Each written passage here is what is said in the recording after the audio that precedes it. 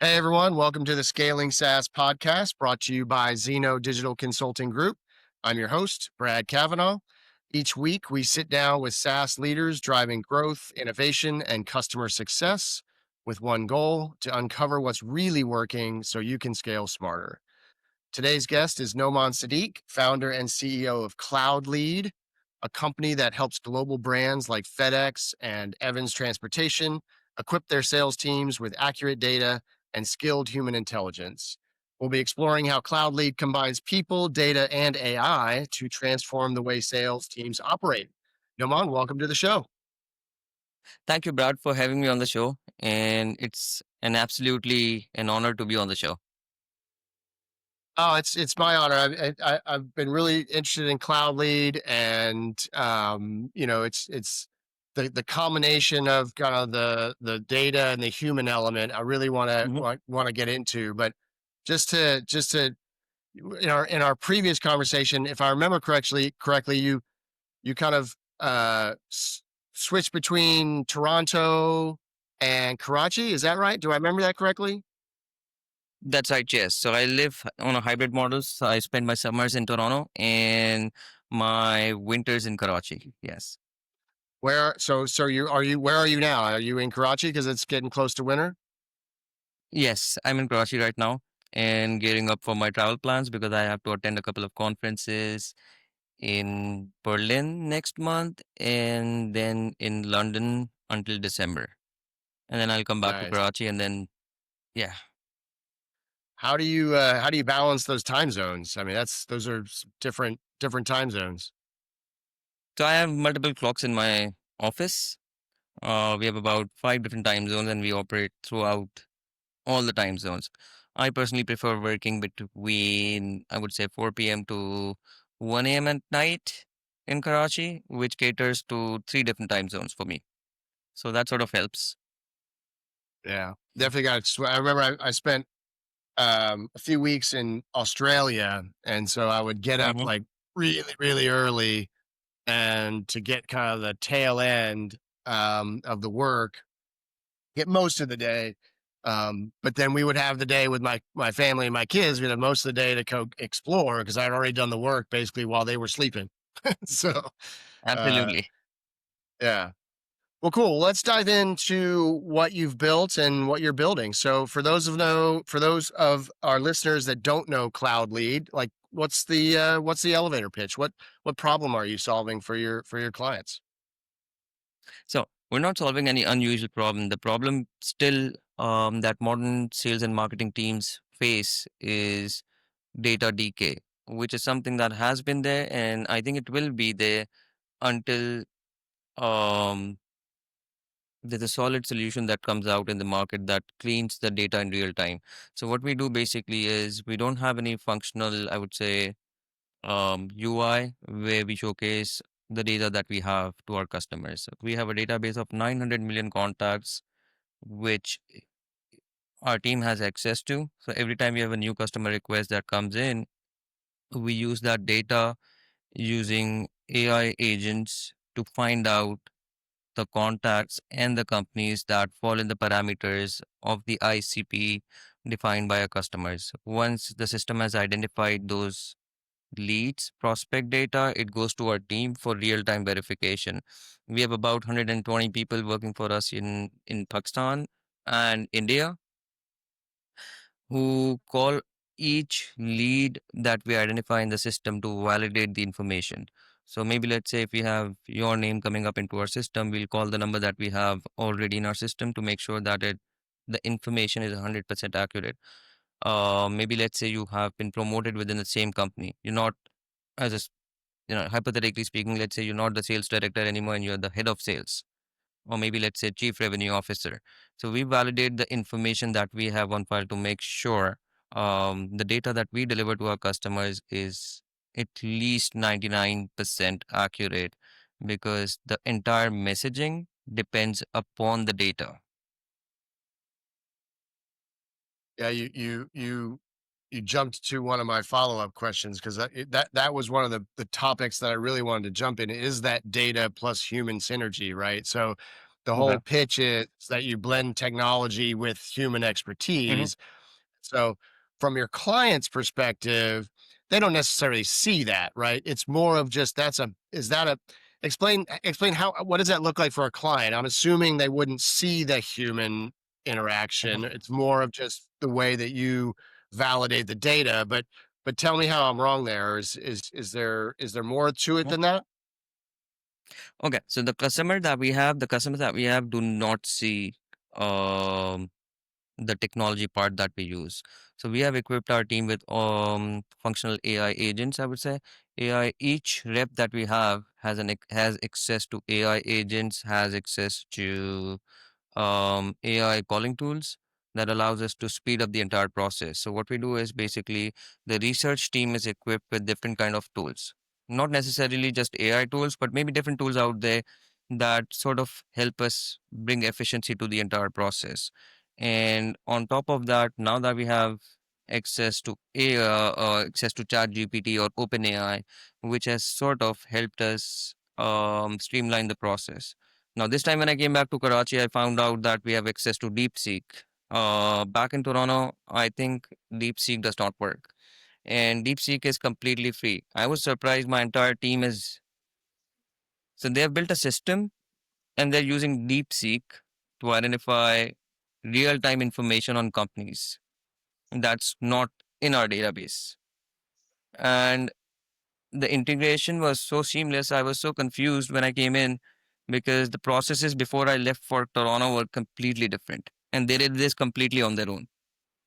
So I think this time when I came back, we shuffled our resources. We're now using 40% of our top, I would say, analytically smart resources on finding sales leads and filling up the pipeline for my company CloudLead instead of helping them, work with the ground staff, line staff in doing the research because technology has taken over that part. And that was something that's phenomenal in the sense that it has sort of helped me multiply or add on, I would say 10% revenue to the top of the funnel for us by freeing up the resources. That's a huge savings. I mean, you're definitely anticipating a lot of my questions. Which is great. Which is great. So my one of my questions was going to be like the evolution of CloudLead. Mhm. When we started, my assumption is you didn't have access to all the AI tools that you have now, and Mhm. right, and so like from a process perspective, data accuracy, or people perspective, like you know what does that evolution look like? So or another way to ask it is Mhm. you know has the problem that you're solving evolved from when CloudLead first launched, and how have you dealt with that? Okay, so one of the major problems that this technology has helped for us and our customers is in terms of saving time. So maybe let's say 5 years ago from now, uh, when a customer used to sign up, we did have the access to the tools and the database, but then again, we still required at least 48 to 72 hours to validate a list of 1,000 records. Now we do it within 24 hours in different time zones.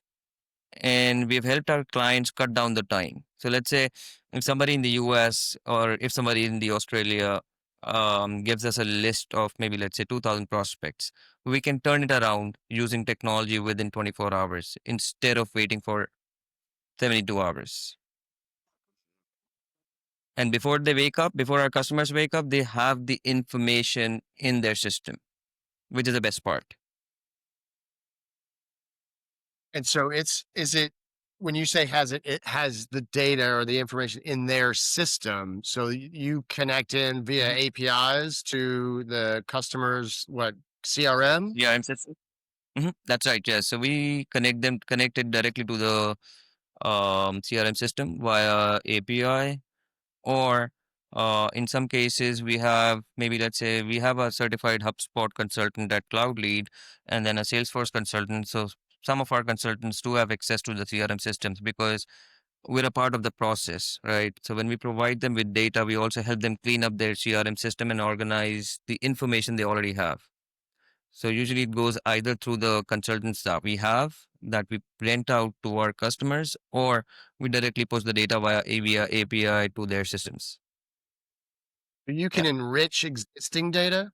Like if they already have a lead in their CRM, you can maybe enrich it with the data that you already have. So it might not be just finding new leads, but Hmm. enriching existing leads. Like maybe to your point earlier, maybe he's not Hmm. the sales director anymore. Maybe he's been promoted, but they still have him in the database as a sales director.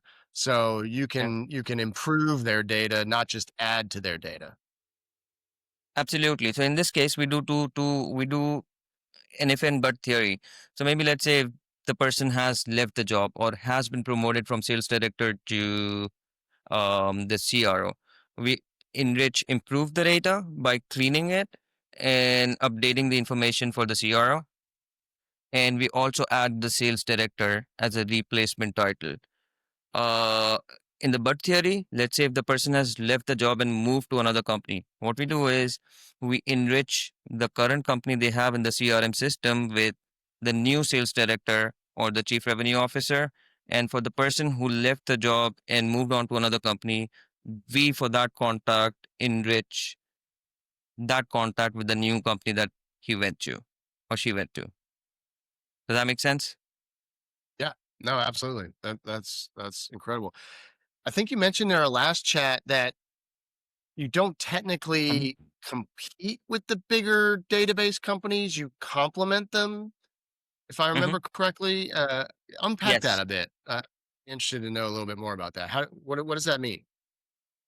That's a very interesting question. So we don't directly compete with any of the bigger data companies out there, be it ZoomInfo, Dun& and Bradstreet, Cognizant, or any other data company. We're more like a, I would say, service-oriented company where maybe, let's say, some of our customers walk up to us and say, we already have a database from XYZ database, but 40% of the data is redundant or bad data. We help them clean up their database, so we do not provide them with add-ons where we can automate the entire process and enrich the data with the database that we have. We use the data, we take the data from them and use a human resource to make sure we cleanse the data to at least 99.9% accuracy and enrich it. We do not just cleanse it, but enrich it with newer insights on the company.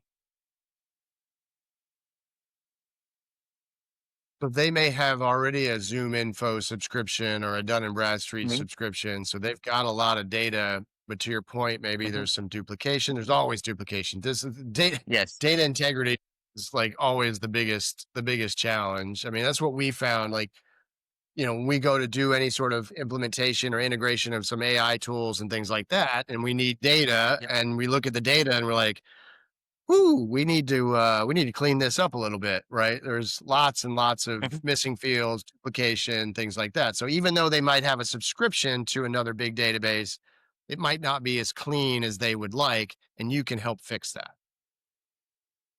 Absolutely. I'll give you an example.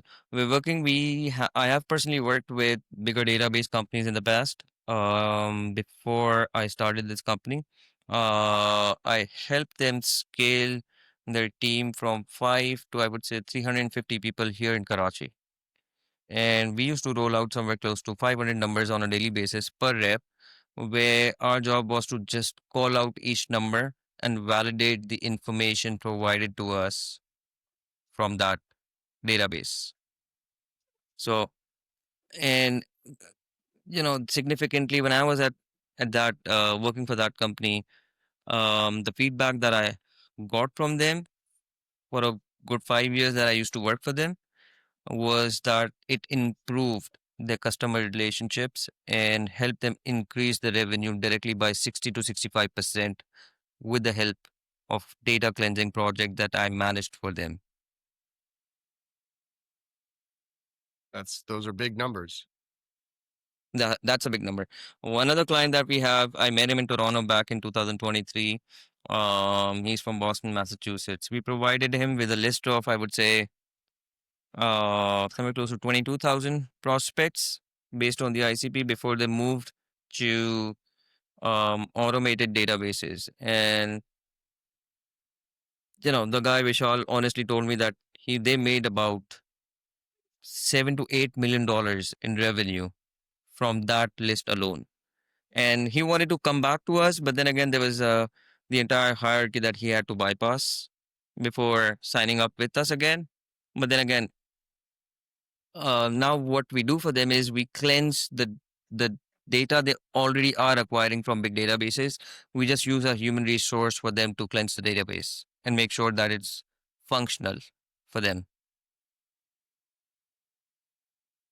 So how Hmm. like let's get real tactical here. Like how Okay. does your product help a salesperson kind of prepare for some sort of campaign or sales call or outbound, like get like real day to day on me here. Like how does your product help that? Is it just the fact that it's better data, or like how does it manifest itself?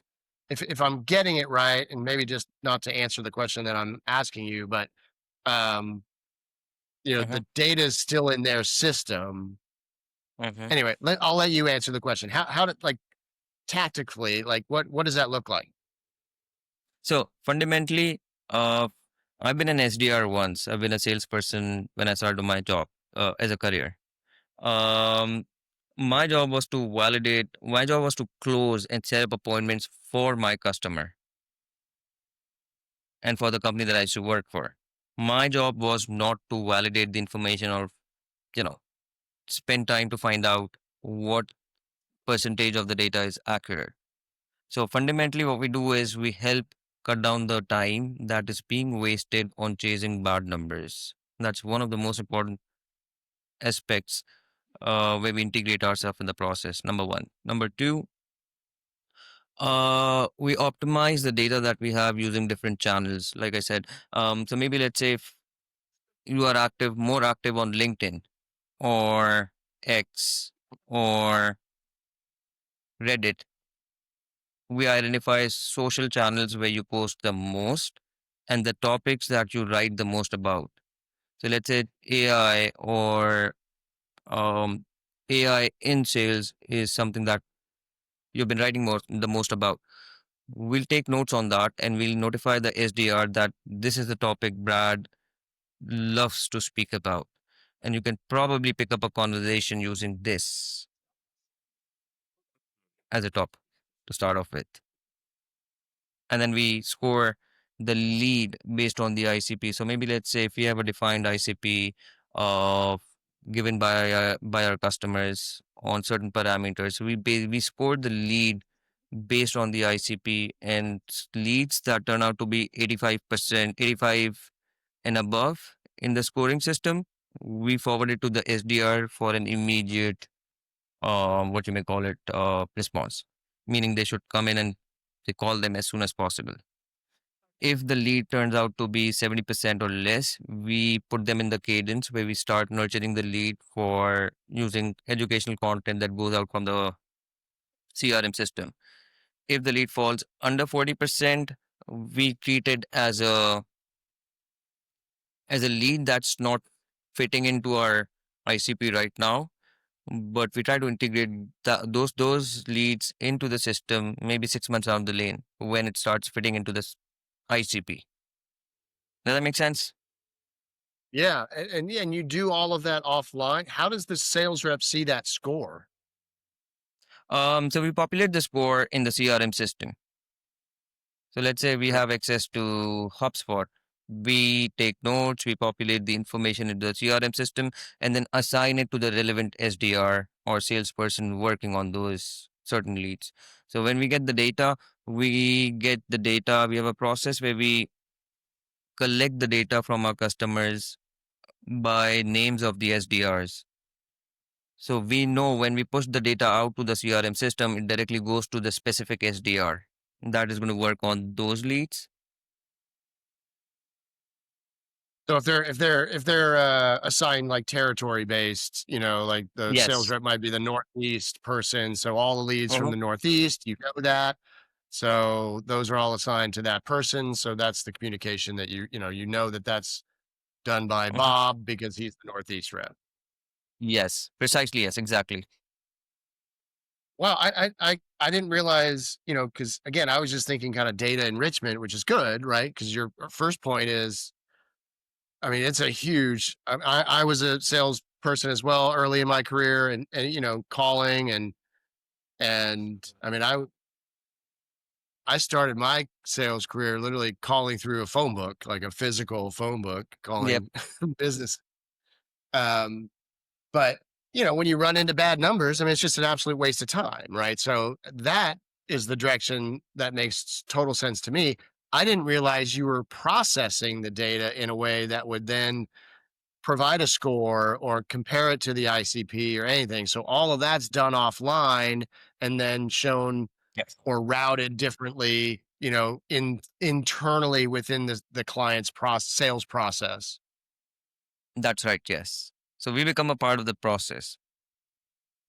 So maybe let's say, um, in some instances, even if the we also recommend. So hypothetically speaking, when we find out that there's much more in terms of the audience for our customers and they don't have it in the system, we sort of educate them that we may have more opportunities out there. It's just that the opportunities that we have in the system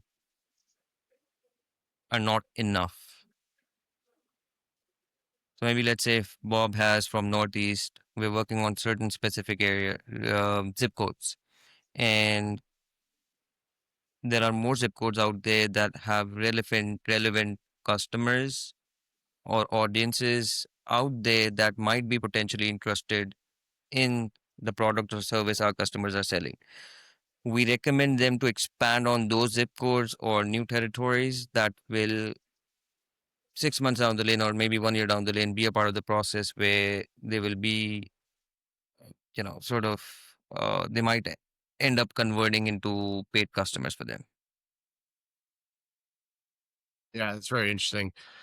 So, obviously, the kind of sales and pipeline, everything is a space that you guys are heavily in. So, where do you see what do you see are like the biggest friction points in kind of the modern B2B sales pipeline in today's day and age?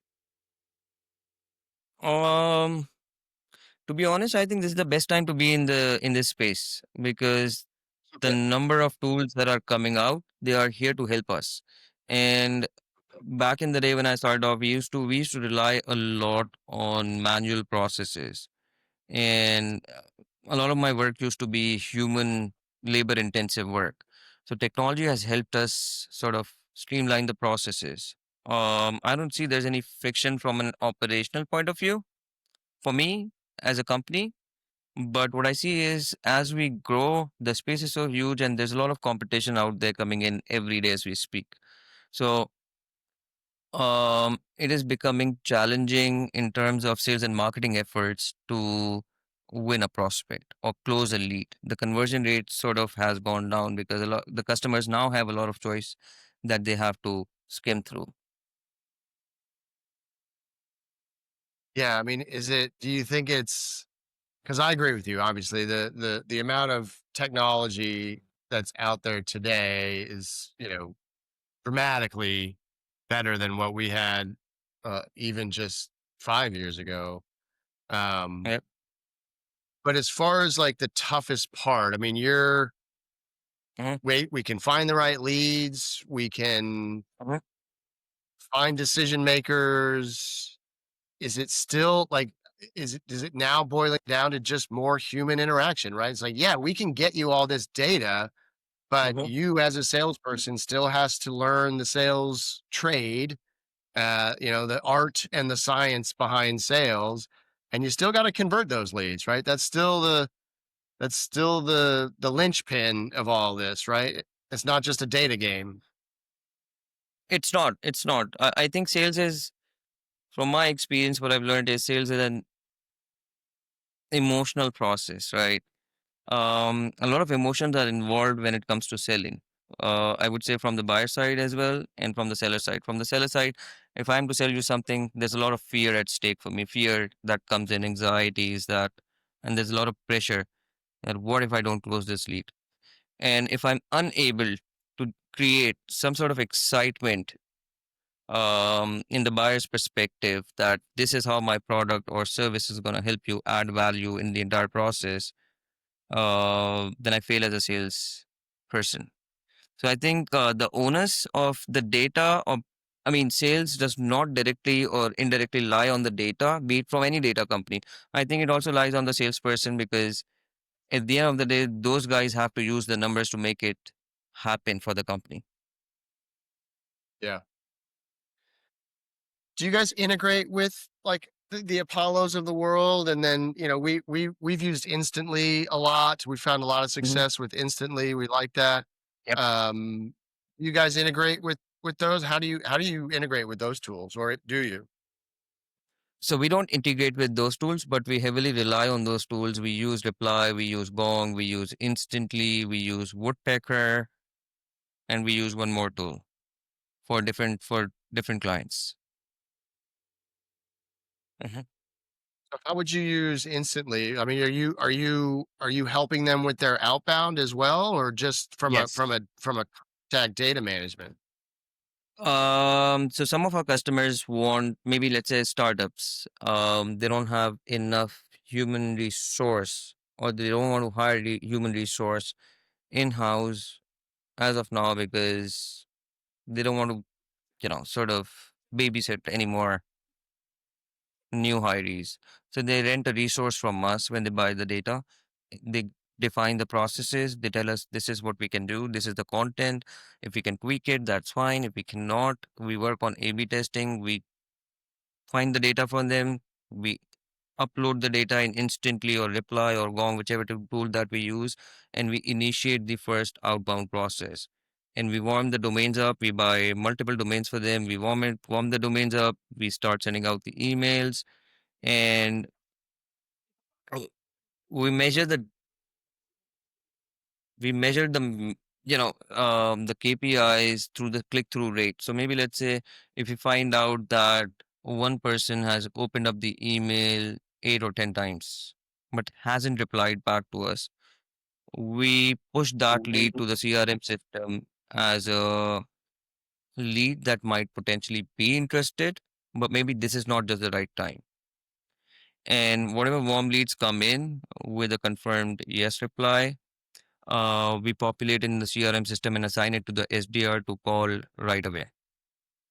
And any other lead that has an open rate of less than 10 or 15%, or maybe let's say less than 50%, we put them in the nurturing campaign where we just keep sending them the educational content on behalf of our customers. Okay, interesting. I didn't realize you got that involved in it. Um, Mhm.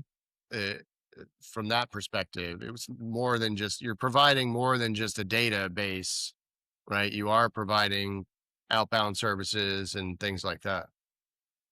Yes, for select only customers, we do not, I wouldn't say outbound services. It's more like renting out a resource, a highly educated resource that we just rent them out. So Hmm, we don't take the onus or we don't take the blame for the content or the leads or any of the processes not working out unless we are directly involved as a company. So it's typically gotcha. like, you define the processes, use the resource for whatever work that you have that you want them to do for you, use a resource on a pay as you go model and there are no commitments involved. Got it. Got it. And how so we're getting up on the end of the time here. So I got just a couple last questions. So Yeah. you've obviously been super proactive in adopting AI to not only boost the capabilities of your product that you sell, but you're Mhm. boosting the productivity of the people in your company. But what if a company doesn't move quickly on this kind of transformation? I mean, what do you think the cost of inaction looks like for companies, 2025 and beyond? I'll tell you from my perspective and the experience that I had. So last year, in 2023 when AI was relevantly new, we did not act upon it. In fact, we did not even use it. Towards the end of 2024, we started losing a lot of customers. And I kid you not, we lost about 20%, 20 to 22% of our high paying customers. And when we started doing some research and we found out that we lost them because of certain factors. One was having native integration into the CRM systems. Two, efficiency in terms of time efficiency, where the deliverables going out from our side were taking about 72 to 5 working days. And that was a bummer for them because different tools were offering data instantly. And the third was communication. So we had to integrate AI. So how we integrated AI that sort of helped us not just even some of our customers, but also acquire new leads that are very happy with us, was adapting to technology. I kid you not, I mean, communication has not been a problem anymore. So let's say if somebody is drafting an email, they can simply use AI prompt, give them the command that we want to send this email to this customer using this tone. Boom. We have integrated native tools using different AI agents. We don't do it ourselves. So maybe let's say some customers want us to send the information in Google spreadsheets, right? We have designed a system using AI agent where the rep that we have on our side just uploads the data and it goes out directly. AI agent that we have in place sends out the list directly via Google Sheets, spreadsheets to the customer. Once the customer downloads it, the data is destroyed automatically. We don't have access to it. So those are the kind of the processes that has helped us, and above all, it is um, technology has helped us deliver the list in 24 hours, within 24 hours, I would say. So that's the biggest win-win situation for us.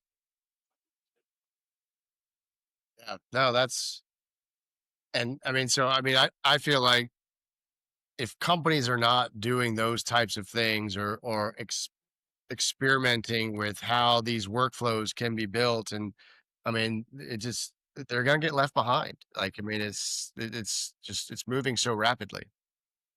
And absolutely, I met this Yep. guy in Toronto. His name was, I think, James, and he gave me this idea. And I've created a whole team of chief thinking officers. Like we have three different people. One is of my age, around 35, 40. And the other two guys are from different professions. One is a medical student, but a techie, and the other one is a hardcore technology guy. Um, and their job is to do nothing. Just think about how can we efficient make the entire process that we have and define a workflow which becomes more efficient for our customers. So we just Yeah. have three people dedicated to work about how can we integrate technology and AI into the entire process and make it more efficient. That's it. Yeah, I think that's crucial. I mean, it just today's landscape, companies like yours and just larger companies, they have to be thinking that way. I mean, it just Absolutely. there's no other way to do it. Well, we are definitely out of time. This has been an absolute great conversation, Noman. I've really impressed with what you've been building over at CloudLead. I love the connection between technology and humans. I think so many people are afraid of AI.